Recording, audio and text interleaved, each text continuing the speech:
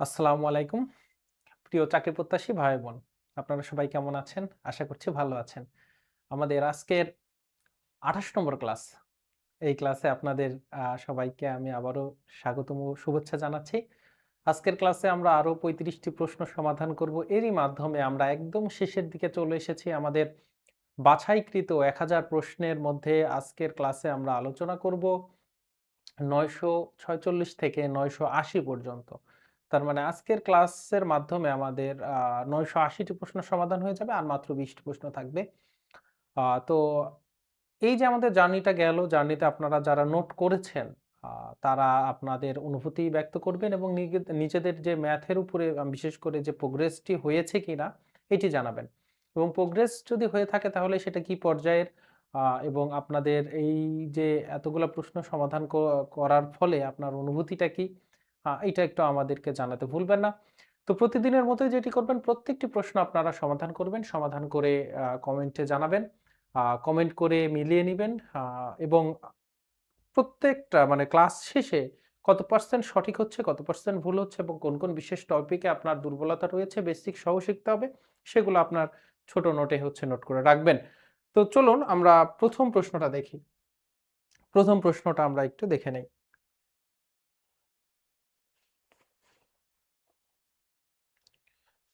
আমরা যদি ১ম প্রশ্নটা যদি সমাধান করতে যাই যে ৳৫০ ২ টি এবং ৳৫০ ৩ টি দরে সমান সংখ্যক কমলা ৩ টি দরে সমান সংখ্যক কমলা সমান সংখ্যক কমলা ক্রয় করে ৳৪৭ ২ টি দরে বিক্রি করলে শতকরা লাভ বা ক্ষতি। এটা অনেকভাবেই করা যায়। গত দিনে আমরা সমান সংখ্যকের একটা আমরা দেখেছিলাম। আজকেরটা দেখেন প্রশ্ন দেওয়া আছে। আমরা যদি একটু চিন্তা করি ৳৫০ ২ টি। তার মানে এখানে ৳১ আমার একটার দাম কত? ২ টার দাম ৳৫০। তাহলে একটার দাম কিন্তু আমার পড়বে ৳২৫। তাহলে সাপোজ ধরে নেন আমরা এখান থেকে একটা কিনলাম। ৳৫০ ৩ টা। এখানে আমার একটার দাম কত হবে? ৩ টার দাম যদি ৳৫০ হয়, তাহলে একটার দাম কিন্তু ৫০/৩। তাহলে এখান থেকে একটা নিলাম, এই দরে একটা কিনলাম, এই দরে একটা কিনলাম। যেহেতু আমার বিক্রি করতেছি ২ টা, মানে ২ টা দরে যেহেতু বিক্রি করতেছি, এজন্য আমরা এখান থেকে একটা নিচ্ছি, এখান থেকে একটা নিচ্ছি।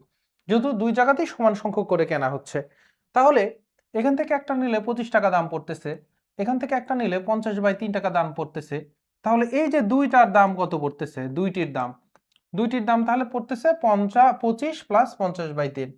এখন এখান থেকে আমরা যদি ৩ লসাগু ৩ পঁচিশে ৭৫ প্লাস আ ওখানে ৫০ তাহলে ৭৫ আর ৫০ যোগ করলে ১০০ ২৫/৩। এটা কিন্তু ২ টার দাম। তাহলে একটির ক্রয় মূল্য কত হবে? একটির ক্রয় মূল্য তাহলে কিন্তু ক্রয় মূল্য আমার হবে এই যে ১২৫/৩ আছে একে আবার ২ দিয়ে ভাগ করলে তাহলে ৩ ছিল এখন ৩ গুণন ২ তার মানে ৩ দোগুণ ৬ ১২৫/৬ এটা কিন্তু একটার ক্রয় মূল্য। আর বিক্রি করার সময় ২ টার দাম কিন্তু ৳৪৭। খেয়াল করেন ২ টার দাম ৳৪৭। তাহলে ২ টার দাম যদি ৳৪৭ হয় তাহলে একটার বিক্রয় মূল্য কত হবে? একটির বিক্রয় মূল্য তাহলে আমার কত হবে? ৪৭/২ হবে। এখন এইটা মোটামুটি দেখেন ১২ ৬ দিয়ে ভাগ করলে ৳২০ সামথিং ৳২০ র মতো। আর ৪৭ কে যদি আপনি ২ দিয়ে ভাগ করেন তাহলে ২৩ দুগুণে ৪৬ ৳২৩ র উপরে। তার মানে একটা কেনার জন্য আমার ৳২০ র মতো খরচ হচ্ছে। আর বিক্রি করতেছি আমি একটা ৳২৩ দিয়ে লাভ না ক্ষতি হচ্ছে? আপনি কিন্তু বলতে পারবেন যে লাভ হচ্ছে। তাহলে লাভটা কত? এই যে আমার বিক্রয় মূল্য থেকে ক্রয় মূল্য যদি আমি বিয়োগ করে দেই ১২৫/৬ যদি বিয়োগ করে দেই। এদের লসাগু হচ্ছে ৬, ৩ দুগুণে ২ দিয়ে ভাগ করলে ৩, তাহলে ৩ ৪৭, ৩ ৭ ২১, হাতে আছে ২, ৩ ৪ ১২, ১৪, ১৪১ মাইনাস ১২৫। ১৪১ থেকে ১২৫ যদি বিয়োগ করেন তাহলে ১৬/৬ কাটাকাটি করলে কত হয়? ৮ হচ্ছে আমার ৩। তাহলে এইটা কিন্তু আমার লাভ হচ্ছে একটা। একটা যে আপনি কিনেছিলেন, একটা কিনার কারণে কমলা কিনে বিক্রি করলেন, আপনার লাভ হচ্ছে ৮/৩ তাহলে শতকরা লাভ কত হবে? শতকরা লাভের জন্য আমরা সূত্র কিন্তু দেখেছি শতকরা লাভ বা ক্ষতি। তাহলে উপরে হবে লাভ, নিচে হচ্ছে ক্রয় মূল্য গুণন ১০০%। তাহলে লাভ হচ্ছে আমার ৮/৩ আর আমার ক্রয় মূল্য ১২৫/৬ ১২৫/৬ ক্যালকুলেশন যদি করেন 8/3, 6 চলে যাবে উপরে, 125 হচ্ছে আমার নিচে। ও গুণন 100% আছে, এর সাথে আবার গুণন 100%, তাহলে এখানে আবার গুণন 100 আছে। এই ক্যালকুলেশনটা যদি আমরা করে ফেলি তাহলে দেখেন 3 দিয়ে কাটলে 3 দুগুণে 6। এবারে যদি 25 দিয়ে কাটি, 4 25-এ 100, 5 25-এ 75, 125, তাহলে এখানে 8, 4 8-এ 32, 64 ডিভাইডেড বাই 5, এবং 5 12 60, তাহলে 12 তাহলে এখানে যদি আমরা কাটি 12.4 আছে, 4 0, তাহলে 5 8-এ 40, 12.8 হচ্ছে আমার আনসার। এইভাবে হচ্ছে করবেন। এটা হচ্ছে একটু বড় প্রশ্ন, একটু বড় প্রশ্ন। আরো ভাবে কিন্তু করা যায়, আমার সমাধানেই আপনাদেরকে কিন্তু করিয়েছি। আমরা কিন্তু এখানে আমি যদি বলি 2 আর 3 এর লসাগু 6, তো এই যে ক্যালকুলেশনের জটিলতা আমরা যদি ত্যাগ করতে চাই, তাহলে কিন্তু 6টা আমি ধরবো, 6টা এই দরে আমি 6টা কিনবো, এই দরে 6টা কিনবো, 12টা কিনবো, আর এইখানে আমি 12টা আবার ওই দরে বিক্রি করবো। এভাবেই কিন্তু আমি করতে পারি, ঠিক আছে?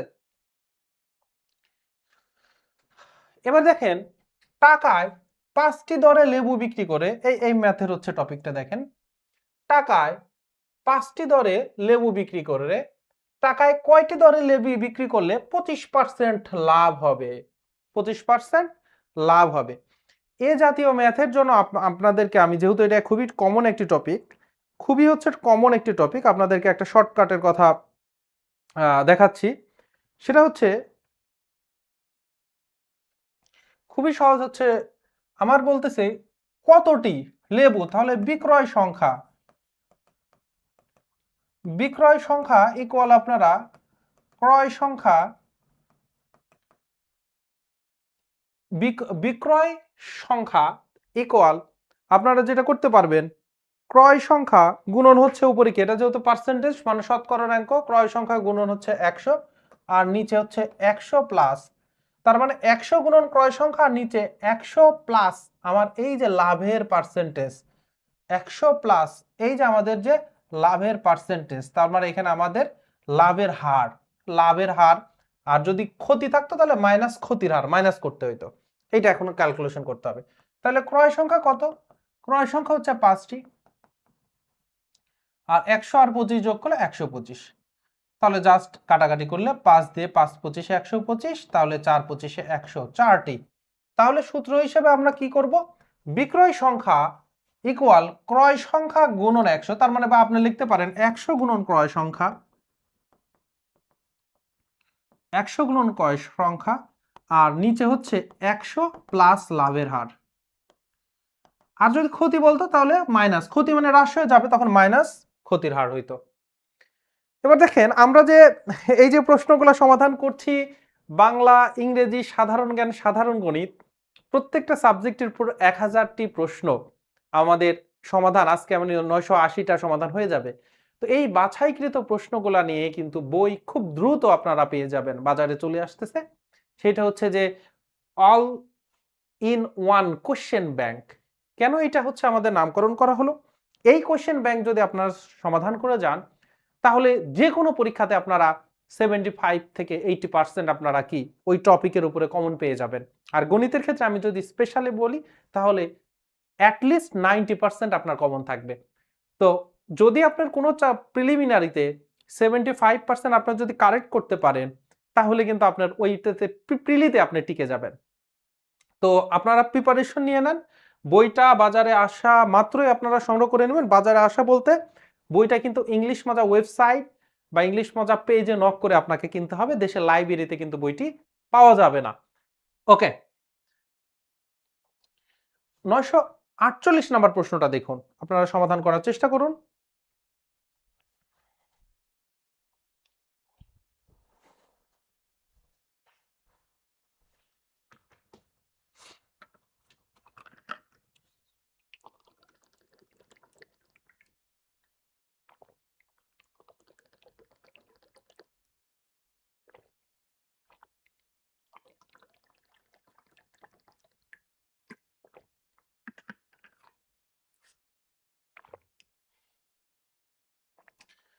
4% সুদে 4% হার সুদে কত টাকায় 2 বছরের সরল সুদ ও চক্রবৃদ্ধি সুদের পার্থক্য 1 টাকা হবে। এই যেখানে পার্থক্যর পরিমাণটা দেওয়া আছে, পার্থক্য কত হবে?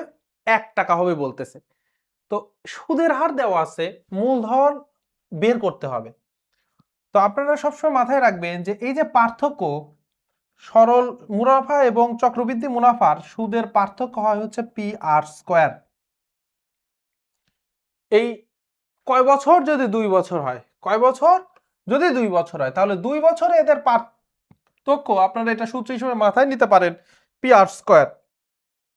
তো পি আর স্কয়ারের ভ্যালু দেওয়া আছে হচ্ছে কত? 1। পি আর স্কয়ারের ভ্যালু কত দেওয়া আছে? 1। আচ্ছা, তাহলে পি এর ভ্যালু বের করতে হবে। কার ভ্যালু বের করতে হবে? পি এর ভ্যালু। তাহলে 1 ডিভাইডেড বাই আর স্কয়ার।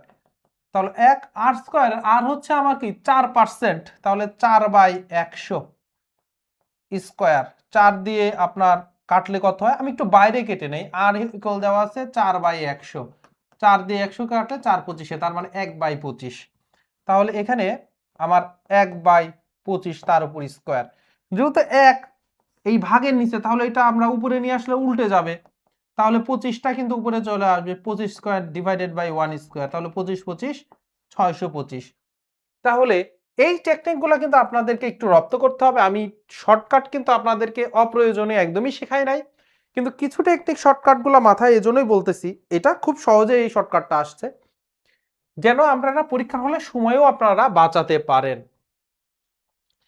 একটি ব্যাংকের একটি ব্রাঞ্চের 60% কর্মচারী পুরুষ। দেখেন 60% যদি কর্মচারী পুরুষ হয়, তাহলে কিন্তু 40% তাহলে মহিলা। যদি কর্মচারীদের মধ্যে 70% পুরুষ এবং 90% মহিলা বনভোজনে অংশগ্রহণ করে, তবে ব্রাঞ্চের কর্মচারীর কত শতাংশ বনভোজনে অংশগ্রহণ করে? দেখেন, মোট তাদের ওই যে ব্যাংক কর্মচারীদের মধ্যে 70% হচ্ছে আমার পুরুষ। এই 70%-এর মধ্যে আবার 60% হচ্ছে আমার পুরুষ। এই 60%-এর মধ্যে 70% বনভোজনে গিয়েছে, পিকনিকে গিয়েছে, তাহলে 70% আমি গুণ করে দেব। তাহলে 60, এই যে 60% যে কর্মচারী, আমি একটু টেকনিক অ্যাপ্লাই করে শুরুতেই ধরে নিব ওই ব্যাংকের মোট কর্মচারী 100 জন। তাতে করে কি হবে? 100 জন যদি মোট কর্মচারী হয়, তার মানে 60% মানেই 60 জন, 40% মানেই 40 জন। 100 জন যদি মোট, এটা আমি ধরে নিছি, তাহলে আমার ক্যালকুলেশনটা ম্যাথের জন্য ইজি হয়ে যাবে। 60% মানেই 60 জন। তখন আপনি এই যে 60 জন পুরুষের 70% হচ্ছে পুরুষ বনভোজনে গিয়েছে, তাহলে 60 গুণন 70% মানে 100 দিয়ে ভাগ। ক্যালকুলেশন যদি করেন 6 7 42, তাহলে ওই 60 জনের মধ্যে 42 জন পুরুষ আসলে বনভোজনে গিয়েছে। আর মহিলাদের কথা যদি বলি 40 জন, তাহলে মহিলা। এই 40 জনে 90%, তাহলে 90% হচ্ছে বনভোজনে গিয়েছে। তাহলে দেখছেন মহিলা মানুষ আসলে বনভোজনে বেশি যায়। এই দেখছি 70%। এইটা কিন্তু আমাদের এই প্রশ্নকর্তাও কিন্তু সেম কাজটা করছে। ওরা আসলে বাস্তবতার নিমিত্তে এই কাজটা আসলে করেছে, যে অফিস থেকে ট্যুর হবে বাদ দেওয়া যাবে না। মজা করলাম, যাই হোক। 4 নং 36, এই যে 40 জনের মধ্যে 36 জন মহিলা কিন্তু পিকনিকে গিয়েছে। তাহলে মোট আমার 42 আর 36 78 জন কিন্তু পিকনিকে গেল। কার রেসপেক্টে? 100 জনের মধ্যে। এটা কিন্তু 100 জনের মধ্যে 78 জন মানেই হচ্ছে আমার কি যেন 100 শতকরা, কিন্তু আপনার আর ক্যালকুলেশন করা লাগবে না। এজন্যই 100 জনটা ধরে নেবেন। একটি কোম্পানির পুরুষ কর্মকর্তাদের 30%, মহিলা কর্মকর্তাদের 50% বিবাহিত। এখানেও সেম কাজটা করবেন। এখানেও সেম কাজটা করবেন যে 100 জন ধরে নেন, তার মানে একটি কোম্পানির কর্মকর্তাদের 30% এবং মহিলা কর্মকর্তাদের, ঠিক আছে। যদি ওই কোম্পানির মোট কর্মকর্তার 40 জন, 40% মহিলা হয়, তার মানে মোট ধরে নেবেন 100 জন কর্মকর্তা রয়েছে। তাহলে 40% মহিলা থাকা মানে 40 জন মহিলা। আর তাহলে পুরুষ কতজন আছে? তাহলে পুরুষ ওই ইয়ার আছে 60 জন। এখন বলতেছে বিবাহিত হচ্ছে পুরুষের 30%, তাহলে 60 গুণন 30%, 30%, তাহলে 60 গুণন 30% মানে 30/100। তাহলে কাটাকাটি করলে 3 6 18 জন হচ্ছে পুরুষ বিবাহিত। মহিলা যে 40% আছে, এই মহিলাদের মধ্যে বিবাহিত আবার 50%, তাহলে 50% বিভাজিত, তাহলে 40 গুণন 50 ডিভাইডেড বাই 100, তাহলে কাটাকাটি করলে 4 5 20 জন বিভাজিত। তাহলে 18 জন পুরুষ, 20 জন হচ্ছে মহিলা, মোট হচ্ছে আমার 38 জন হচ্ছে বিবাহিত। এখন বলতেছে শতকরা কতজন অবিবাহিত, তাহলে 38 100 থেকে বিয়োগ করলে 62 জন মানে ওই কর্মকর্তারা হচ্ছে অবিবাহিত। এবার দেখেন এইটার জন্য আমরা অনেকগুলা করে আসছি। Root N root A to the power X, মানে এ টু দি পাওয়ার যে পাওয়ার থাকে পাওয়ারকে আসলে এন দ্বারা ভাগ। তাহলে এখানে পাওয়ার আছে 6, 6 কে 3 রুট মানে 3 দিয়ে ভাগ, তাহলে 3 এই পাওয়ার আছে 6, 6 কে 3 দিয়ে ভাগ করলে তাহলে 2, তাহলে 3 স্কয়ার। অনুরূপভাবে 4 এর এখানেও কি হবে, 6 কে 3 দিয়ে ভাগ করলে 2 স্কয়ার। আমি আরেকটু ভেঙে এখানে দেখাচ্ছি রাপে। 3 এখানে পাওয়ার 6 আছে, 6 কে 3 দিয়ে ভাগ করলে 3 দুগুণে 6, তাহলে 3 স্কয়ার। তাহলে 3 তিরিক্ষে 9, 4 4 16, 9 16 হচ্ছে আমার 144। 0.3 এর 20% এর ভ্যালু কত? 0.3 এর মানে গুণ 20%। এবার 0.3 গুণ 20% মানে 20/100।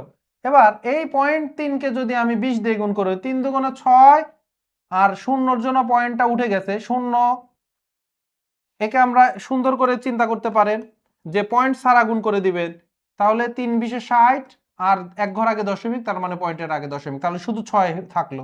তাহলে 6/100, 6/100 মানে 0.06।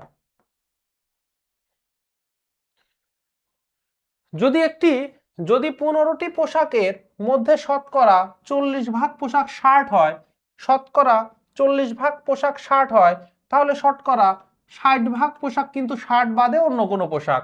তাহলে বলতেছে 15টি পোশাকের মধ্যে কতটি শার্ট নয়, তাহলে 15টার মধ্যে 15 এর 60% কিন্তু শার্ট না, যেহেতু 40% পোশাক হচ্ছে শার্ট, তাহলে 60 ডিভাইডেড বাই 100 ক্যালকুলেশন যদি আমরা করি, তাহলে এই কাটলো। এখন আমরা 5 দিয়ে কাটলে 5 দুগুণে 10, 3 5 15, 2 দিয়ে কাটলে 3 তিরিক্ষে 3 দুগুণে 2 দিয়ে কাটলে 3 দুগুণে 6, 3 তিরিক্ষে 9, 9টা হচ্ছে শার্ট না। 9টা হচ্ছে শার্ট নয়। লাবিব কিছু কলম কিনে 2/5 অংশ তার বাবাকে দিল। একটু সুন্দর করে বোঝার চেষ্টা করবেন। লাবিব কিছু কলম কিনে 2/5 অংশ তার বাবাকে যদি দেয়, তার মানে 5 ভাগের 2 ভাগ বাবাকে দিয়ে দিলে তার কাছে কলম আছে এখন 5 ভাগের 3 ভাগ, অবশিষ্ট কলম আছে 5 ভাগের 3 ভাগ। এবার অবশিষ্ট কলমের, তার মানে এই 5 ভাগের 3 ভাগ, এই কলমের 1/3 অংশ অবশিষ্ট কলমের, তাহলে অবশিষ্ট কলম আছে 3/5, এইটার 1/3, তার মানে 3 ভাগের 1 অংশ কাকে দিয়ে দিয়েছে? 3 ভাগের 1 অংশ দিয়ে দিছে হচ্ছে তার বোনকে। চিন্তা করেন, তার কাছে 5 ভাগ, মোট 5 ভাগ ছিল, তাহলে 5 ভাগের 2 ভাগ দিছে বাবাকে। এখন তার কাছে আছে 5 ভাগের 3 ভাগ, 5 ভাগের 3 ভাগ, তাহলে 5 ভাগের 3 ভাগ যে তার কাছে আছে, তাহলে মোট 5 ভাগ ছিল, এখন তার কাছে 3 ভাগ আছে, এই 3 ভাগের আবার 1 ভাগ তার বোনকে দিয়ে দিছে। তাহলে এই যে আমার কাটলে এটা যদি আমার অবশিষ্ট থেকে 3 ভাগ ছিল, 3 ভাগের 1 ভাগ আবার বোনকে দিলাম, তখন তার কাছে আছে 2/5 ভাগ। এখন দেখেন এইটা আমার 2/5 থেকে, সরি 3/5 হচ্ছে অবশিষ্ট থেকে, কিন্তু 1/5 বিয়োগ করলে এই 2/5ই আসে। তাহলে এখন আমার কাছে বোনকে দিয়ে দেওয়ার পরে তার কাছে আছে হচ্ছে 2/5। পরে বলছে বোনকে দেওয়ার পর অবশিষ্ট কলমের 8 ভাগের 5 ভাগ তার ভাইকে দিয়ে দিছে। এই যে বোনকে আবার দেওয়ার পরে তার কাছে কতটুকু আছে? 5 ভাগের 2 ভাগ আছে। এই 5 ভাগের 2 ভাগের মধ্যে আবার 8 ভাগের 5 ভাগ, ওই যতটুকু ছিল তাকে মোট 8টা ভাগ করছে, দিয়ে 5 ভাগ আবার তার ভাইকে দিয়ে দিছে। তাহলে কাল ক্যালকুলেশন করলে আমাদের দাঁড়াচ্ছে 2/8, 4, তার মানে 1/4। তাহলে তার ভাইকে 4 ভাগের 1 ভাগ দিয়ে দিছে যা ছিল, তাহলে তার কাছে ছিল 2/5, এখান থেকে তার ভাইকে দিয়ে দিছে 4 ভাগের 1 ভাগ, তাহলে লসাগু হচ্ছে আমার 20। তাহলে 4 5 20, 4 দুগুণে 8, এবার 4 দিয়ে 20 কে ভাগ করলে 4 5 20, 5, তাহলে 5, 8 থেকে 5 বিয়োগ করলে 3, 3/20। এখন তার কাছে আসলে আছে হচ্ছে 20 ভাগের 3 ভাগ, মোট টোটালের 20 ভাগের কিন্তু 3 ভাগ চলে আসলো। তাহলে এই যে 20 ভাগের 3 ভাগ যে তার কাছে আছে, এটা সংখ্যাতে বলতেছে তার কাছে এখন 12টা কলম আছে, তাহলে 12টা। চিন্তা করে দেখেন, নিচে থাকে মোট ভাগ সংখ্যা, উপরে আছে তাহলে 20 ভাগের 3 ভাগ তার কাছে আছে। 3 ভাগ যদি 12 হয় তাহলে 1 ভাগ আসলে কত? 1 ভাগ হচ্ছে 3 4 12, তাহলে মোট 20 ভাগ ইকুয়াল কত? 20 গুণন 4, তাহলে হচ্ছে 80। তাহলে মোট 20 ভাগ হচ্ছে আমার 80, তাহলে মোট 20 ভাগ যদি আমার 80 হয়, 80টা মোট কলম ছিল। এখন বলতেছে তার বাবাকে কয়টা কলম দিছিল? তার বাবাকে দিছে 5 ভাগের 2 ভাগ। তাহলে এই যে আমার 80টার 5 ভাগের 2 ভাগ আমার এখন বের করতে হবে। 80 দুগুণে 160, তাহলে 5 দিয়ে কাটলে হচ্ছে আমার 32, 5 ষোলো 80, 16 দুগুণে 32, তাহলে 32টা হচ্ছে কলম তার বাবাকে দিয়েছে। এই যে সলিউশনটা দেখালাম, এই টাইপের সলিউশন কিন্তু আমরা এর আগে অনেক করেছি। আজকে প্রথম যে করতেছেন তার মাথা কিন্তু একটু প্যাচ লাগা স্বাভাবিক। তাকে বলবো এজন্যই আমাদের যে 1 থেকে 1000টা প্রশ্ন আপনি 1 থেকে শুরু করবেন, যারা পরবর্তীতে আসছেন, ঠিক আছে? যারা এখন লাইভ ক্লাস করতেছেন লাইভ ক্লাসটা করে ফেলেন, পরবর্তীতে যারা করবেন তারা হচ্ছে রেকর্ডে 1 থেকে শুরু করবেন, নট হচ্ছে ক্লাসের 12 নাম্বার ক্লাস শুরু করবো বা 13 নাম্বার ক্লাস, এভাবে করবেন না। এতে করে আপনাদের মানে কষ্টটা বেশি হবে। n পূর্ণ সংখ্যা হলে nc2, ncr মানে কম্বিনেশন, সমাবেশ, ncr মানে n factorial, factorial of n divided r factorial বা factorial of r into n minus r factorial. তাহলে এখানে nc কিন্তু 2 রয়েছে, এটাকে আমরা বলতে পারি n ফ্যাক্টোরিয়াল আর নিচে 2 factorial into n minus 2 factorial. n ফ্যাক্টোরিয়ালতে আমরা লিখতে পারি n into n minus 1 into n minus 2 factorial. তাহলে 2 ফ্যাক্টোরিয়াল মানে 2, n minus 2 factorial, n minus 2 n minus 2 কেটে গেলে থাকতেছে n into n minus 1 divided by 2। এইটার ভ্যালু দেওয়া আছে হচ্ছে আমার 21। এইটার ভ্যালু দেওয়া আছে কত? এইটার ভ্যালু দেওয়া আছে হচ্ছে 21। তাহলে 21 ইকুয়াল যদি দেওয়া আছে 21 দেওয়া আছে, তাহলে n গুণ করলে n স্কয়ার মাইনাস n, 21 দুগুণ হচ্ছে আমার 42, তাহলে আনতে পারি n square minus n minus 42 equal 0। এখান থেকে আমরা নিয়ে আসতে পারি 6 7 7 42, n square minus 7n plus 6n, তারপরে মাইনাস 42 ইকুয়াল 0। n যদি আপনি কমন নেন n minus 7 plus 6 n minus 7 equal 0। তাহলে এখান থেকে n প্লাস 6 ইকুয়াল 0, তাহলে n equal minus 6, minus value হইতে পারবে না এখন, তাহলে n মাইনাস 7 ইকুয়াল 0, তাহলে n ইকুয়াল হচ্ছে 7। এই হচ্ছে ক্যালকুলেশন। যারা ফ্যাক্টোরিয়ালটা জানেন না তাদের উদ্দেশ্যে বলতেছি, n ফ্যাক্টোরিয়াল মানে হচ্ছে n into n minus 1 into n minus 2 dot dot 3 into 2 into 1। কোন সংখ্যা তার মানে ধরেন 5 ফ্যাক্টোরিয়াল মানে 5 ইন্টু 5 এর চাইতে 1 কম, 4 ইন্টু তার চাইতে আরো 1 কম, তারপর 3 2 গুণন 1 1 পর্যন্ত গুণ, তাহলে 4 ফ্যাক্টোরিয়াল মানে 4 ইন্টু 3 ইন্টু 2 ইন্টু 1। এই হচ্ছে ফ্যাক্টোরিয়ালের কাজ। এর জন্য দেখেন n ফ্যাক্টোরিয়াল ইকুয়াল লিখেছি। তাহলে এই যে 5 ফ্যাক্টোরিয়াল, তাহলে এখান থেকে কিন্তু 5 ইন্টু 4 ইন্টু 3 ইন্টু 2 ইন্টু 1, তাহলে এটাকে আমরা লিখতে পারি 5 ইন্টু 4 ফ্যাক্টোরিয়াল। বুঝতে পারছেন? এজন্যই কিন্তু দেখেন এখানে আমরা n ফ্যাক্টোরিয়াল ইকুয়াল লিখেছি n into n minus 1 into n minus 2 factorial, দিয়ে n মাইনাস 2 n মাইনাস 2 আবার কেটে দিলাম।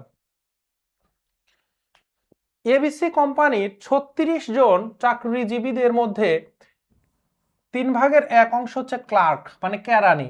যদি ক্লার্কদের 3 ভাগের 1 অংশ, মোট আবার যে কয়জন ক্লার্ক আছে তার আবার 3 ভাগের 1 অংশ হ্রাস করা হয়, তার মানে চাকরি থেকে ছাঁটাই করা হয়, অবশিষ্ট চাকরিজীবীদের শতকরা কতজন ক্লার্ক থাকবে? 36 জন চাকরিজীবীদের 3 ভাগের 1 ভাগ ক্লার্ক হইলে 36কে 3 দিয়ে ভাগ করলে 3 12 36, তাহলে 1200 জন ক্লার্ক আছে। এই 1200 জন ক্লার্কের মধ্যে আবার 3 ভাগের 1 ভাগকে ছাঁটাই করা হয়েছে, তার মানে 1200 জনকে আবার যদি আপনারা 3 দিয়ে ভাগ করেন তাহলে 3 4 12, 400 জনকে কাজ থেকে ছাঁটাই করে দেওয়া হয়েছে। ক্লার্ক ছিল মোট 1200 জন, 400 জনকে যদি বাদ দিয়ে দেন তাহলে বর্তমানে ক্লার্ক আছে 1200 থেকে 400 বিয়োগ করলে 800 জন। তাহলে মোট ওই কোম্পানি 3600 জন ছিল, এখান থেকে 400 জন ক্লার্ককে আপনি ছাঁটাই করে দিচ্ছেন, তাহলে এখন ওই কোম্পানির মধ্যে কর্মচারী হয়ে দাঁড়াইছে 3200 জন। 3200 জনের মধ্যে 800 জনই কিন্তু আছে ক্লার্ক, তাহলে শতকরা যদি আপনি হিসাব করেন তাহলে 800কে 3200 দিয়ে ভাগ করে 100% দিয়ে গুণ করে দিতে হবে। তাহলে 8 দিয়ে করলে 4, তাহলে 4 দিয়ে কাটলে 4 25 100। তাহলে 25% হচ্ছে এখন অবশিষ্ট চাকরিজীবীদের মধ্যে ক্লার্ক রয়েছে। একটি আয়তক্ষেত্রে দেখেন এই ম্যাটটা দেখেন,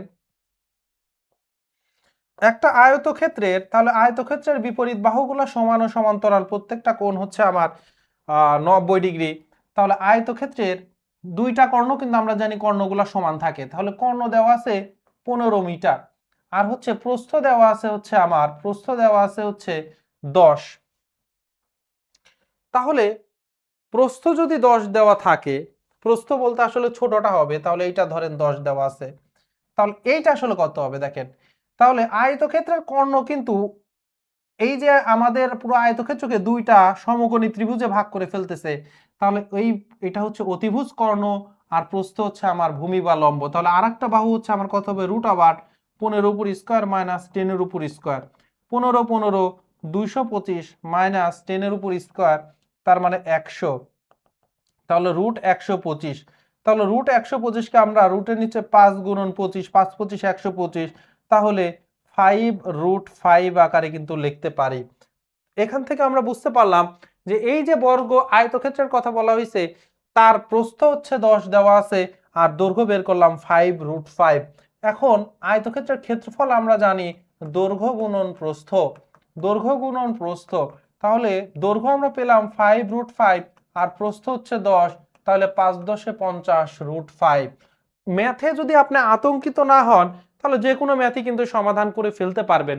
দেখা যাচ্ছে টাইপটা সেমই থাকবে, ক্ষেত্রফল টাইপ থেকে বলেছে, কর্ণের ভ্যালু দেওয়া আছে, কিন্তু জাস্ট হচ্ছে আপনাকে ভাষাটা একটু আলাদা করে দেওয়া থাকবে, আপনাকে সুন্দর করে সমাধান করতে হবে। যেমন এই ম্যাথটা দেখুন, দুইজন প্রার্থী একটি নির্বাচনে অংশগ্রহণ করে, তাদের মধ্যে একজন মোট ভোটারের 64% পাইছে। চিন্তা করে দেখেন, একজন যদি মোট ভোটারে দুইজন প্রার্থী অংশগ্রহণ করছে, একজন যদি 64% পায়, 100 থেকে 64 বাদ দিয়ে দিলে আরেকজন কিন্তু 36% ভোট পাইছে। তাহলে এখন যদি বলি একজন 64% আর একজন 36%, এদের মধ্যে ডিফারেন্সটা পার্সেন্টেজে কত, তাহলে 64 থেকে 36 বিয়োগ করলে কিন্তু 28% হচ্ছে তাদের মধ্যে ডিফারেন্স। এই 28% ডিফারেন্সটা বলতেছে এটা হচ্ছে 336টা ভোটের ব্যবধানে জিতছে। তাহলে এই 28%-এর ভ্যালুই হচ্ছে 336। এখন বলতেছে মোট ভোটের সংখ্যা কত, তাহলে মোট ভোট তো 100% ভাই, 100%-এর ভ্যালুটা বের করতে হবে। তাহলে 28% যদি 336 হয়, তাহলে 1% হবে আমার কত, 336কে 28 দিয়ে ভাগ, তাহলে 100% হবে কত, 100% হবে, তাহলে এই 336কে 28 দিয়ে ভাগ করলাম, এখন 100 গুণ করতে হবে। এই হচ্ছে আমাদের ব্যাপার স্যাপার। তাহলে 28কে 2 দিয়ে ভাগ করলে 14, আর 100কে 2 দিয়ে ভাগ করলে 50। 14 দিয়ে যদি আমরা 33 কাটি, 14 দুগুণে 28, 33 থেকে 14, 33 থেকে 28 যদি আমরা বিয়োগ করি, তাহলে থাকতেছে 5 আর 6, তাহলে 56কে 14 দিয়ে 5 14 56, তাহলে 25। এখন তাহলে আমাদের কত হচ্ছে, সরি 4 14, হ্যাঁ 4 14 হচ্ছে 5 14 70, 4 14, তাহলে 24 গুণন 50, তাহলে 1200, 1200 হচ্ছে আমার মোট ভোটার ছিল। তো মজার না? ম্যাথ কিন্তু মজার হবে, মানে যদি আপনারা মানে সুন্দর করে ভাষাটা পড়বেন, এবং এইটা আরো সুন্দর, এইটা আরো সুন্দর। এতক্ষণ পর্যন্ত দেখেন আমরা লগ ওই a two the power x equal যদি n হয়, তাহলে এটা তো আমার বেজের উপরে এই পাওয়ার দুটা সোয়াপ করে, তার মানে a two the power n equal x লিখতে পারবেন। এই যে xটা ডানে আসবে, আর এই ডানে যে ছিল সে আবার এখানকার পাওয়ার আকারে চলে যাবে। তাহলে এই যে এখানে পুরোটা আছে, তাহলে 5টা হচ্ছে আমার কি এখানে কি আকার আছে, মিশ্র পূর্ণ সংখ্যা আছে, 5 পূর্ণ 1/3, তাহলে এটাকে আমরা অপ্রকৃতে পরিণত করি, তাহলে 3 পাশে 15 একে 16, তাহলে 16/3। তাহলে দেখেন এই পাশে যে আছে সে এই রুট, এই পাশে n আছে, nটা a এর উপরে চলে আসছে, তাহলে এই যে এটা কিন্তু n এর ভ্যালু, আর এটা কিন্তু আমার a, তাহলে nটা a এর উপরে চলে আসবে, তাহলে আমরা লিখতে পারি √8 টু দি পাওয়ার 16 বাই হচ্ছে আমার 3, আর এই xটা কিন্তু ডানে চলে আসবে, এই যে xটা এই পাশে চলে আসছে, তাহলে x। এখন এই ক্যালকুলেশনটা হচ্ছে সবচেয়ে মজার ক্যালকুলেশন। দেখেন তো আমার এখানে √n থাকা a two the power x, মানে এই পাওয়ারকে আমার n দিয়ে কিন্তু ভাগ করা, আর এই যে শুধু রুট থাকা মানে বর্গমূল, বর্গমূল, তাহলে পাওয়ারকে 2 দিয়ে ভাগ করা, তাহলে 8 টু দি পাওয়ার আছে 16/3, তাহলে 2 দিয়ে ভাগ করা মানে নিচে 2 দিয়ে গুণ করা। তাহলে এই 2 দিয়ে আমরা যদি করি তাহলে 8 দুগুণে 16, এটা x এর ভ্যালু। তাহলে থাকলে হচ্ছে 8 এর উপরে 8/3। এবার চিন্তা করেন তো 8/3 কে আপনি লিখতে পারেন 8 এর উপরে 8/3 আছে, এটাকে আপনি লিখতে পারেন 8 ইন্টু 1/3 ইন্টু 8 গুণ আকারে লিখলেন। তাহলে 1/3 এটাকে আপনারা আবার কি লিখতে পারেন 3√8 লিখতে পারেন কি পারেন না বলেন তো? আপনারা জানেন 3√n আছে, 3√n মানে হচ্ছে n to the power 1 divided by 3, কারণ কিছু নাই মানে পাওয়ার 1 আছে। তাহলে এই যে 1/3 আছে এটাকে আপনি 3 আকারে লিখলেন। 8 কে 3 করলে কি হয়, ঘন রুট করলে কি হয় আমার 2 হয়, আর এখানে কিন্তু পাওয়ার আবার 8 কিন্তু আছেই। তাহলে এখান থেকে আমরা লিখতে পারি, এখান থেকে কিন্তু আমরা পরের লাইনে কিন্তু লিখতে পারি এই যে 8 তারপরে এই যে এই 1/3 এটাকে আমরা 2 লিখতে পারি। তাহলে 2 to the power 8 equal x। 2 to the power 8 মানে হচ্ছে 256। তাহলে খুবই কিন্তু ক্রিটিক্যাল প্রশ্ন এবং মজার, যারা ম্যাথটাকে মনে করেন যে ভয় না করবেন তাদের কাছে এটা খুব মজা লাগবে আর কি। হ্যাঁ, এরকম ম্যাথ একটা শেখার পরে পুরো টাইপটার কারণে আপনার ভিতরে একটা তৃপ্তি হবে যে না, ম্যাথ দেখতে কঠিন হলেই আসলে কঠিন না, আপনারা এটা আসলে সমাধান করতে পারবেন। 1 ডজন কলা 24 টাকায় ক্রয় করে, 1 ডজন মানে 12টা, এখন বলতেছে 24 টাকায় ক্রয় করে 20টি কত টাকায় বিক্রি করলে 25% লাভ হবে। খুবই সহজ ম্যাথ হবে। 12টার দাম 24 টাকা, একটার দাম তাহলে হচ্ছে আমার 2 টাকা। তাহলে এই যে বিক্রি করব 20টা, তাহলে 20টার দাম হবে 20 দুগুণে 40 টাকা। এটা 20টার কিন্তু আমার কেনা দাম। এখন বলতেছি কত টাকায় বিক্রি করলে 25% লাভ হবে। এই যে 40 টাকা দিয়ে যে কিনছি, আমি 40 টাকার আবার 25% লাভ করতে চাচ্ছি। তার মানে 25/100 যদি আমি করতে যাই, তাহলে এখানে 4 দিয়ে কাটলে 10। আমি 40 টাকা আমি যে ইনভেস্ট করেছি 40-এর 25% মানে 10 টাকা, 4/1 তাহলে 10 টাকা আমার লাভ করলে বিক্রি করতে হবে 40 আর 10-এ 50 টাকাতে।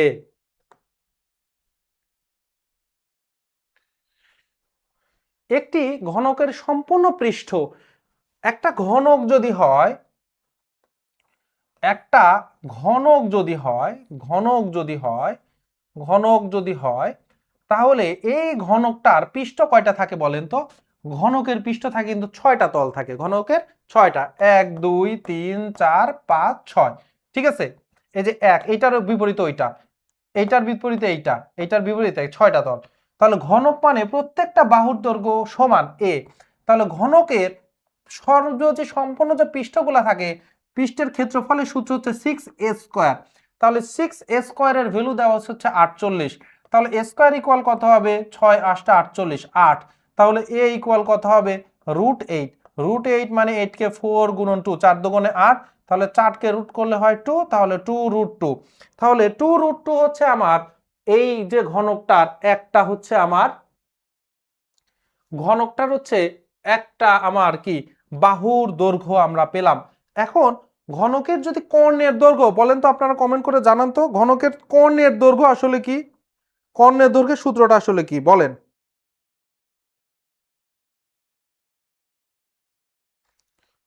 এটা আপনারা কমেন্ট করেন।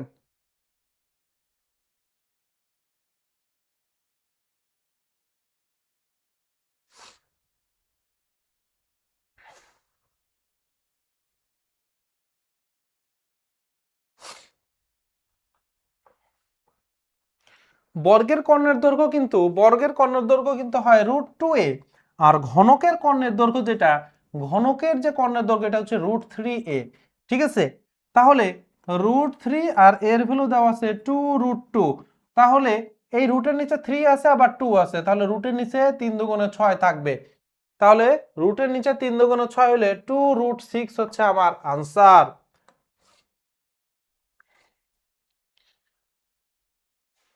এবার এই ম্যাথটা যদি দেখেন 8% সরল সুদে কোন মূলধন কত বছরে সুদে আসলে 3 গুণ হবে? তাহলে সুদে আসলে 3 গুণ, ধরেন আমরা মূলধন ধরলাম p, তাহলে সুদে আসল হবে মূলধনের 3 গুণ, তার মানে 3p। চিন্তা করে একটু দেখেন তো, যে আপনার মূলধন ছিল p, মূলধন সুদে আসলে হচ্ছে 3p, তার মানে সুদ কত? সুদ হচ্ছে 2p 3p থেকে p বিয়োগ করলে 2p হচ্ছে আপনার সুদ। এখন বলতেছে কোন মূলধন কত বছরে, কোন মূলধন কত বছরে, তাহলে আমরা জানি i equal P N R, N এর ভ্যালুটা চাচ্ছে, i এর ভ্যালু কিন্তু বলাই আছে তাহলে 2p, তাহলে p, n এর ভ্যালু যাচ্ছে, r এর ভ্যালু হচ্ছে r ডিভাইডেড বাই 100, pp তাহলে কেটে গেল। এইদিকে তাহলে n ইকুয়াল হবে 2 গুণন 100টা উপরে চলে গেল, 8টা নিচে চলে গেল, তাহলে 4 দিয়ে 100 কাটলে 25, তাহলে 25 বছরে কিন্তু এইটা আপনারা পেয়ে যাবেন। যা রাখছিলেন তার কিন্তু 8% হইলে তার 2 গুণ মানে বেশি পাবেন, মানে 3 গুণ পাবেন হচ্ছে সুদে আসল। এই ম্যাথটা একটু দেখেন আপনারা কিভাবে করবেন। 5 বছরের জন্য 100 টাকার 10% হারে 5 বছরের বিনিয়োগ করা হলে সরল ও চক্রবৃদ্ধি মুনাফার পার্থক্য। তাহলে আপনাদেরকে এরকম কিন্তু বলেছি, ধরেন 100 টাকা, ধরেন প্রথম বছর, দ্বিতীয় বছর, তৃতীয় বছর, চতুর্থ বছর, পঞ্চম বছর, তাই না? আচ্ছা, এই 100 টাকার 10% মানে 10 ভাগের 1 ভাগ, একটা করে শূন্য কাটা যায়। তাহলে প্রথম বছরে 10 টাকা পাবেন, দ্বিতীয় বছরে 10 টাকা, তারপর 10 টাকা, 5 বছরেই 10 টাকা করে পাবেন, 50 টাকা পাবেন। এটা হচ্ছে সরল মুনাফা। চক্রবৃদ্ধি মুনাফাতে এক্সট্রা কি হয়, এই যে প্রথম বছরে যে 10 টাকা পাইলেন, এই 10 টাকার উপরে আবার 10 টাকার 10 ভাগের 1 ভাগ, 1 টাকা 1 টাকা 1 টাকা 1 টাকা প্রতি 4 বছরই আবার পেলেন। আবার এই যে দ্বিতীয় বছরে তাহলে মূল টাকা থেকে পেলেন 10 টাকার, সুদের উপর থেকে পেলেন আবার 1 টাকা, 11 টাকা যে দ্বিতীয় বছরে হলো, এই দ্বিতীয় বছরের 11 টাকার তাহলে হচ্ছে আপনার 10 ভাগের 1 ভাগ কিন্তু কি হবে, 1.1 টাকা। এইটা কিন্তু আপনি তৃতীয় বছর থেকে পেতে থাকবেন, 1.1 1.1 1.1। এবার তৃতীয় বছরে যে টাকাটা পেলেন দেখেন, এখানে 10 টাকা, 1 টাকা, 11 টাকা, আর এখানে 1.1, তাহলে 12.1 টাকা কিন্তু আপনার তৃতীয় বছরে পেয়েছেন। এই 12.1 টাকা 10 দিয়ে ভাগ করলে আবার এক ঘর আগে দশমিক চলে আসবে, তার মানে 1.21 1.21, এটা কিন্তু আপনার পরের 2 বছর আবার পাবেন। এই যে চতুর্থ বছরে এসে যে আপনার মুনাফাটা দেখেন আছে হচ্ছে 10 টাকা, 1 11, 1 12 আর 1 13, আর 0.1 0.2, তাহলে 13.3 টাকা, এটা হচ্ছে আপনার চতুর্থ বছরে পেয়েছেন। এই চতুর্থ দশমিক যে হচ্ছে 3 2 হবে, এটার আবার আপনার 10% কিন্তু পঞ্চম বছরে কিন্তু আপনি পাবেন। তাহলে সুদের উপরেও সুদ, তার মানে এখান থেকে কিন্তু পাবেন 1.33 টাকা। এখন যদি সবগুলা যোগ করেন দেখেন তো বলতেছে চক্রবৃদ্ধি আর সরল মুনাফার পার্থক্যটা কিন্তু এই এরিয়া হচ্ছে আপনার পার্থক্য, এই যে এরিয়াটা হচ্ছে পার্থক্য, কারণ আপনার এইটা সরলেও পাবেন, চক্রতেও পাবেন, কিন্তু চক্রতে বেশি পাবেন কি এই এরিয়াটা। তাহলে বেশি কয় টাকা পাইলেন, 1 2 3 4 5 6 7 8 9 10, এবং 0.1 0.2 0.3, 3 আর 2 5, 5 2 7 আর 3 10, তার মানে আরো 1 টাকা, তাহলে হচ্ছে আপনি কি 10 আর 1 11 টাকা কিন্তু আপনি বেশি পেয়ে গেলেন। তাহলে গ নাম্বার হচ্ছে আনসার। তো এগুলো হচ্ছে ইন্টারেস্টিং, ঠিক আছে, বাসায় আপনার প্র্যাকটিস থাকলে দেখবেন যে খুব দ্রুত করে ফেলতে পারবেন। নিচের কোনটি অমূলদ সংখ্যা, অমূলদ মানে যাদেরকে পি বাই কিউ আকারে লিখতে পারবেন না। তো এটাকে আপনারা কি রুটের নিচে তাহলে 16 আছে 4 3 4/3, তাহলে এটা অমূলদ না, এটা মূলদ। এবার দেখেন 2 দিয়ে 4 কে কাটলে 2 2 দুগুণে 4, তাহলে √2 একটা অমূলদ সংখ্যা পেয়ে গেছেন, এটা উত্তর হয়ে যাবে। 49 হচ্ছে 7, 8 8 64, 6 6, তাহলে এইটাও আসলে না। সো √2 খ নাম্বার হচ্ছে অমূলদ সংখ্যা। দুইটি পূর্ণ সংখ্যা নির্ণয় করুন যাদের বর্গের অন্তর মানে বিয়োগফল, বর্গের অন্তর 9 হবে, তাহলে এটাকে প্রত্যেকটাতে স্কয়ার করে দিবেন। এটার জন্য অপশন টেস্ট করবেন, কি অপশন টেস্ট করবেন। 4 4 16, 5 5 25, এবার দুইটার মধ্যে বিয়োগফল করবেন, 25 থেকে 16 যদি বিয়োগ করেন তাহলে 9, তাহলে ক নাম্বার হয়ে গেছে, তাহলে এইটাই আনসার। কি করতে বলছে, অপশন টেস্ট করবেন। একটি বিজোড় পূর্ণ সংখ্যার 5 গুণের সাথে পরবর্তী বিজোড় পূর্ণ সংখ্যার 3 গুণ যোগ করলে 62 হয়, প্রথম বিজোড় পূর্ণ সংখ্যাটি কত? তাহলে বিজোড় সংখ্যাটাকে পূর্ণ সংখ্যাকে এক্স ধরেন, তাহলে তার পরবর্তী বিজোড় সংখ্যা হবে কত? আমরা জানি পরপর দুইটি বিজোড় সংখ্যার মধ্যে পার্থক্য 2, বা পরপর দুইটি জোড় সংখ্যার মধ্যেও পার্থক্য 2, যেমন 1, 3, 5, 7 2 করে করে বাড়ে। তাহলে একটা x হলে পরেরটা x প্লাস 2। এখন বলতেছে পূর্ণ সংখ্যার 5 গুণের সাথে, তাহলে 5x এর সাথে পরবর্তী বিজোড় সংখ্যাতে x প্লাস 2, এইটা 3 গুণ যোগ করলে, তাহলে গুণন 3, এটা যদি যোগ করে দেই যোগফল 62 হয়, 6 to 2 হয়। তাহলে 5x প্লাস 3x প্লাস 3 দুগুণ 6, 6 2, তাহলে 5 3 8x, এই 6 যদি এই পাশে বিয়োগ করে দেই তাহলে 56, আমরা জানি তাহলে x 7 8 56, x এর ভ্যালু হবে তাহলে 7। তাহলে প্রশ্ন পড়বেন, পড়ার মতো করে আবার আপনি সমাধান করবেন, নট এদিক ওদিক কোনো চিন্তা করা যাবে না, অন্যদিকে কিন্তু আপনার ব্রেনটা চলে যাবে, দুশ্চিন্তা বেশি হবে। দুই অঙ্ক বিশিষ্ট কোনো সংখ্যার অঙ্কদ্বয়ের সমষ্টি নয়, অঙ্ক দুটি স্থান বিনিময় করলে যে সংখ্যা পাওয়া যায় তা প্রদত্ত সংখ্যা থেকে 45 কম হবে। তার মানে স্থান বিনিময় করলে আমার সংখ্যাটা ছোট হয়ে যেতে হবে এবং সেটা 45 কম। দেখেন তো 81 থেকে স্থান বিনিময় করলে 18 হয়, 81 থেকে যদি আপনি 18 বিয়োগ করেন তাহলে কিন্তু থাকতেছে কত? থাকতেছে কিন্তু 63। 18 বিয়োগ করলে তাহলে 1 1 11 8, আমার 63 কিন্তু থাকতেছে, সো এটা হবে না। এবার 72 থেকে যদি আপনাকে স্থান বিনিময় করেন তাহলে 28, 72 থেকে 28 বিয়োগ করলে কিন্তু এই 45ই হয়। এটাও কিন্তু অপশন টেস্ট করতে হবে, এগুলো কিন্তু আমরা করেছি। কোন শ্রেণীতে 25 জন ছাত্রের বয়সের গড় 10 বছর, 25 জনের গড় যদি 10 বছর হয় তাহলে এই 25-এর সমষ্টি কত হবে? তাহলে 25 গুণন 10 250। এবার বলতেছে ওই শ্রেণীতে তার শিক্ষকের বয়স যদি তাদের সাথে যোগ করে দেই তাহলে গড় হয়ে যায় 12। তাহলে শিক্ষকের সাথে যদি আমি 25 জন ছাত্রকে ধরি তাহলে 25 আর ওই শিক্ষক 26 জন, তাদের গড় 12, গুণ করে দিলে 26 দুগুণে 52, 26 একে 26, তাহলে 2 5 6 11, 312 হচ্ছে তাদের, তাহলে 26 জনের সমষ্টি হবে 312। এই যে 250 থেকে আমি 312 হয়ে গেল, এখানে একজন মানুষ বেশি আছে, সেটা কিন্তু তাদের শিক্ষক, তাহলে তাদের শিক্ষকের বয়স হচ্ছে 50 আর 12 62 বছর। এবার বলতেছে 1/a প্লাস 1/b ইকুয়াল যদি 1/c হয়, ab ইকুয়াল যদি c হলে a আর b এর গড় কত? তাহলে চিন্তা করেন এখান থেকে আমরা কি করতে পারি, লসাগু করলে ab হবে a প্লাস b হবে ইকুয়াল 1/c। কিভাবে? লসাগু ab, তাহলে a দিয়ে ভাগ করেন, b থাকতেছে উপরে b যাবে, আবার এটাকে b দিয়ে ভাগ করলে a যাবে, তাহলে a প্লাস b, মানে b প্লাস a উপরে থাকতেছে, a প্লাস b আর b প্লাস a আর a প্লাস b একই। এবার ab এর ভ্যালু কিন্তু দেওয়া আছে c, তাহলে উপরে a প্লাস বি, নিচে ab এর ভ্যালু বসাই দিলাম, তাহলে c c কেটে দিলে a প্লাস b এর ভ্যালু কিন্তু হইল হচ্ছে আমার 1। চিন্তা করেন ab এর গড় চাচ্ছে, তাহলে গড় মানে কি? গড় মানে হচ্ছে সমষ্টিকে, তাহলে সমষ্টি a প্লাস b, ওকে 2 দিয়ে ভাগ করতে হবে, তাহলে এই সমষ্টি হচ্ছে আমার a প্লাস b এর ভ্যালু 1 দেওয়া আছে, তাহলে 1/2, গ নাম্বার হচ্ছে তার আনসার।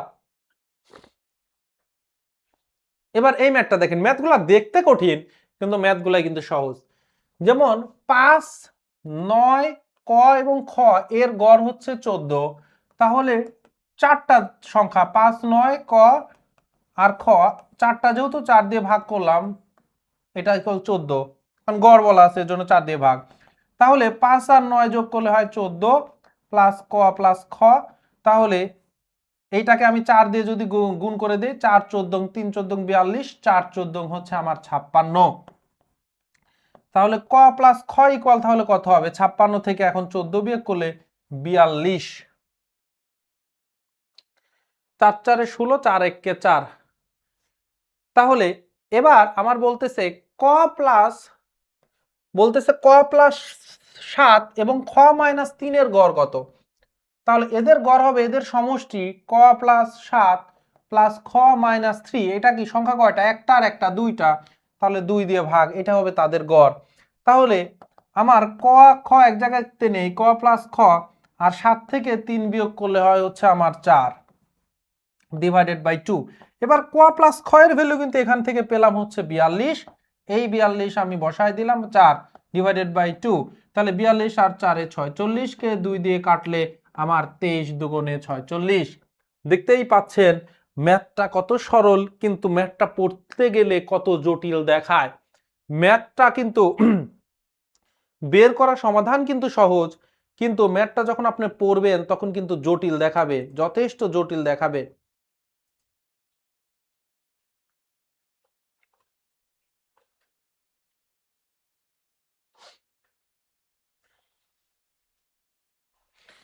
একটি লাইব্রেরিতে গল্পের বই ও গল্প ছাড়া বই, তার মানে গল্পের বই এবং গল্প ছাড়া অন্য সব বই, তাদের সংখ্যার অনুপাত হচ্ছে 4:3, 4:3।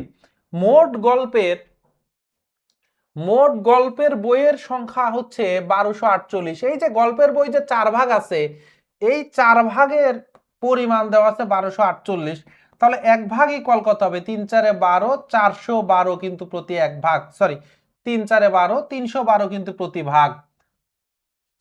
মোট গল্পের সংখ্যা 1248। যখন আরো কিছু গল্পের বই কেনা হয়েছে, কিনে তাদের অনুপাত আসলে 5:3 হয়ে গেছে, তার মানে 4:3। এই যে গল্প ছাড়া যে বইগুলো আছে সেগুলোর অনুপাত কিন্তু ঠিকই আছে, 3 ভাগই আছে।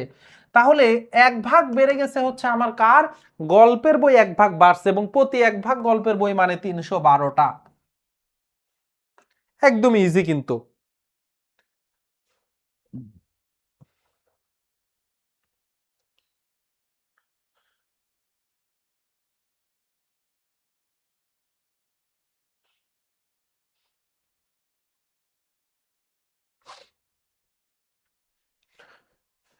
স্থির পানিতে একটি নৌকার গতিবেগ ঘন্টায় 7 কিমি। স্থির পানিতে 7 কিমি। আচ্ছা, স্থির পানি স্থির থাকলে যেইটা হচ্ছে সে যায় সেটা কিন্তু তার স্রোতের বেগ, সাঁতার কেটে যায় যদি নৌকা নিয়ে গেলে নৌকার বেগ। পানি তো স্থির আছে, এরূপ নৌকায়, তার মানে এটা নৌকার বেগ 7 কিলোমিটার প্রতি ঘন্টায়।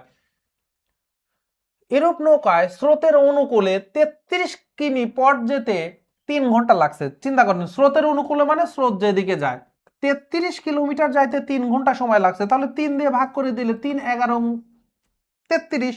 তার মানে স্রোতের অনুকূলে বেগ আসলে প্রতি ঘন্টাতে 11 কিলো করে গেছে। তো প্রশ্ন তো দেওয়া আছে 4 কিলোমিটার প্রতি ঘন্টা, এটা হচ্ছে নৌকার বেগ, তাহলে 11তে গেছে, অনুকূল মানে স্রোতের বেগটা যোগ হয়, তাহলে স্রোতের বেগ কত যোগ হয়েছে? তাহলে স্রোতের বেগ হয়েছে 7-এর চাইতে 11 কত বেশি? 4 বেশি, 4 কিলোমিটার পার আওয়ার। এখন বলতেছে ফিরে আসার সময় নৌকাটি কত সময় লাগবে? যাওয়ার সময় যদি ভাই অনুকূল হয়, ফিরে আসার সময় কিন্তু প্রতিকূল, তাহলে প্রতিকূলে কিন্তু আমার নৌকার যে বেগ, এখান থেকে আমার স্রোতের বেগটা বিয়োগ করতে হবে, তাহলে 3 কিলোমিটার পার আওয়ার এটা কিন্তু আমার লব্ধি থাকবে প্রতিকূলে বেগ।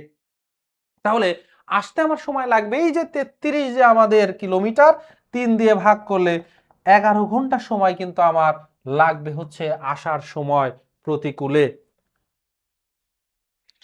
x plus Y equal 12, x minus Y equal 2 হলে এক্স ওয়াই এর ভ্যালু দেখেন, 4xy এর সূত্র হচ্ছে x plus Y whole square minus X minus Y whole square.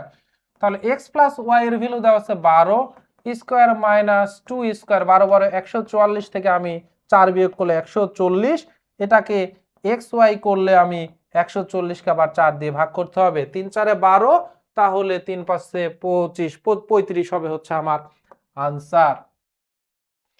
দেখেন এটা শর্টকাট অ্যাপ্লাই করবেন, আমাদের কি হবে তাহলে? প্লাস, এখানে মাইনাস দেওয়া আছে, মাইনাস দেওয়া থাকলে হচ্ছে X square plus 1/x square equal হবে 4 স্কোয়ার প্লাস 2, তার মানে 4 4 16 প্লাস 2 18। শর্টকাট দিলাম কিভাবে, এটা কিন্তু অনেকবার শিখিয়েছি আপনাদেরকে। আর না হলে আবার বললাম উভয় পক্ষকে বর্গ করে দিবেন, উভয় পক্ষকে বর্গ করলেই আনসার বের হয়ে যাবে। a plus B plus C equal 9, a plus square plus B square plus C square equal 29 হলে A B plus B A plus C কত?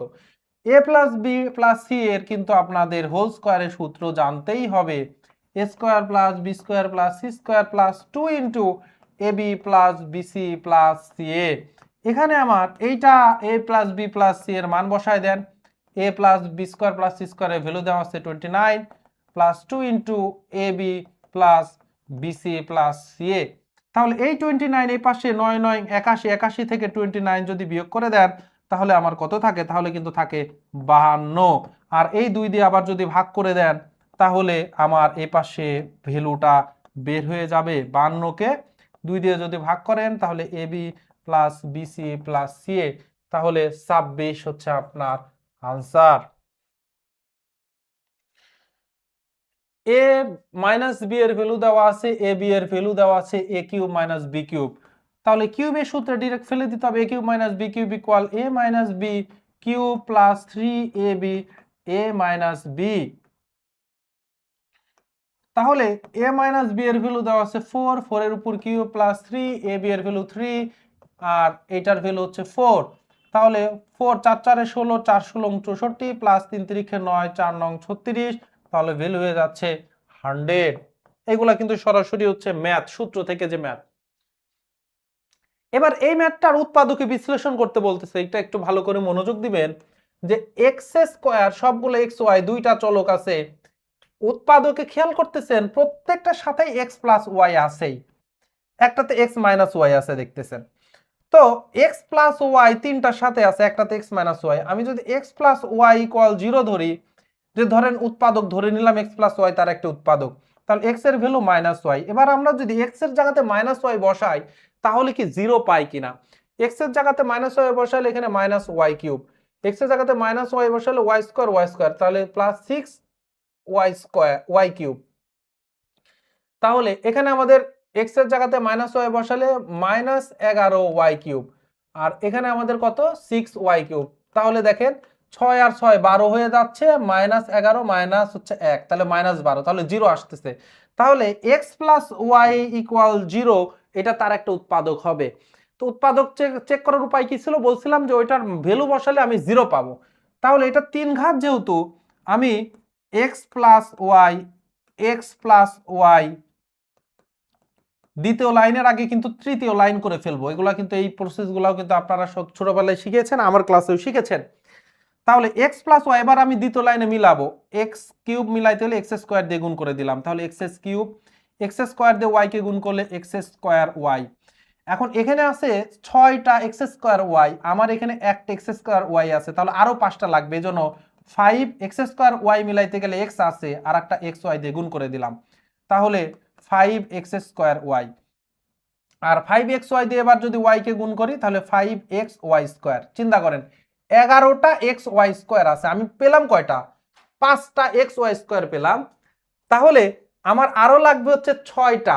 তাহলে এখন 6টা xy স্কয়ার বানানোর জন্য আপনাদের কি করতে হবে, 6y স্কয়ার দিয়ে গুণ করেন, x তো এখানে আছেই।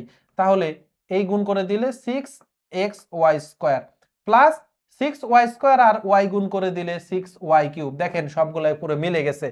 এবারে তাহলে x প্লাস ওয়াই আপনারা এখানে বের করে নিলেন, আর এখান থেকে আপনারা যেটা পাবেন সেটা হচ্ছে X square plus 5xy plus 6y square. এখন এইটাকে আবার যদি আমরা মিডিল টার্ম করি তাহলে x প্লাস ওয়াই, আমরা শুধু এই পাশেরটা করি, x square plus 3xy plus 2xy plus 6y square. এখানে x যদি কমন নেন তাহলে x প্লাস হচ্ছে আমার y, x প্লাস হচ্ছে 3y, এখানে যদি আপনারা 2y যদি কমন নেন তাহলে x প্লাস 3y। তাহলে এখান থেকে x প্লাস 2y এবং x প্লাস 3y কিন্তু পেয়ে গেলেন। তাহলে উৎপাদক কি হলো, x plus y into x plus 2y into x plus 3y। খ নাম্বার হচ্ছে আনসার। এবার এইটার হচ্ছে উৎপাদক, এইটা কিন্তু উৎপাদক, এইটার উৎপাদকও কিন্তু খুবই গুরুত্বপূর্ণ একটা হচ্ছে প্রশ্ন এবং ক্রিটিক্যাল প্রশ্ন। x two the power 6 plus 4 x cube minus 1, এই প্রশ্নগুলো আপনারা যতদূর পারবেন মানে করে টাইপটা মাথায় রেখে দেওয়ার একদম। এখানে কিউব আছে, এখানেও আমরা কিউব আকারে ফেলতে পারি, এক্স স্কোয়ার কিউব ফেললাম, এখানে একটা হচ্ছে আমরা কি করলাম একটা রাখলাম এক্স কিউব, আর মাইনাস 1 আছে, মাইনাস 1কে আমরা নিলাম হচ্ছে মাইনাস 1কে আমরা plus minus 1 two the power cube আকারে নিলাম। দেখেন এখানে এক্স স্কোয়ার উপরে কিউব, তাহলে এক্স টু দি পাওয়ার 6 হয়ে গেল, এক্স কিউব নিছি মাইনাস 1 এর উপরে কিউব নিছি, তাহলে মাইনাস 1 হয়ে গেল। এখন কথা হচ্ছে এখানে একটা এক্স কিউব নিছি, এখানে তো ছিল 3টা 4টা, তাহলে আরো কিন্তু 3টা আমি এখানে নিলাম 3x3। এবার পরের লাইনে মজার ব্যাপারটা ঘটবে, x square cube plus x cube plus minus 1 cube. এবার দেখেন মাইনাস এই 3টা আমি গুণ করে দেব, -3 into x square into x into -1। দেখেন মাইনাস মাইনাসে প্লাস, আর 3x স্কোয়ার আর এক্স গুণ করলে এক্স কিউব, তাহলে মিলে গেছে। এইটা মিলে গেলে আমি কার সাথে মিলানো ট্রাই করতেছি, দেখেন এগুলা হচ্ছে একটু বেশি হায়ার লেভেলের। সেটা হচ্ছে এটা মিলানো ট্রাই করতেছি, a cube plus B cube plus C cube -3abc। এটার কিন্তু একটা সূত্র আছে, a cube plus B cube plus C cube -3abc এর সূত্র হচ্ছে a plus B plus C into A square plus B square plus C square minus A B minus BC minus C A. এইসব সূত্র ছোটবেলায় বলতেন, মুখস্থও করবো না, মার্কেরও দরকার নাই।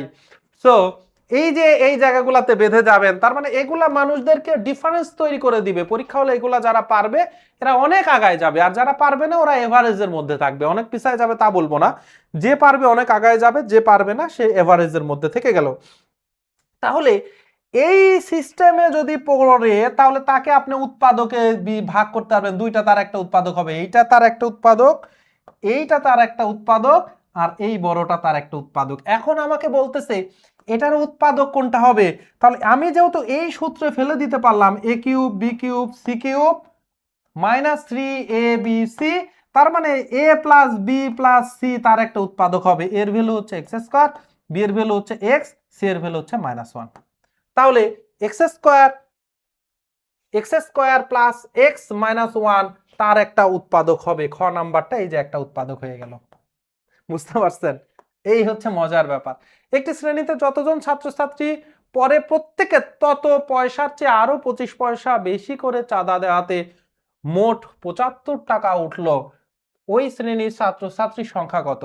তাহলে আমি ধরে নেই এই যে ছাত্রছাত্রী আছে এক্স, তারা তাহলে এক্স এর চাইতেও 25 পয়সা করে বেশি দিছে, তাহলে প্রত্যেকে এক্স প্লাস 25 করে দিছে। তাহলে এক্স জন ছাত্র যদি এক্স প্লাস 25 করে দেয় তাহলে তাদের গুণ করলে আমি পাবো 75 পয়সা, 75 টাকা।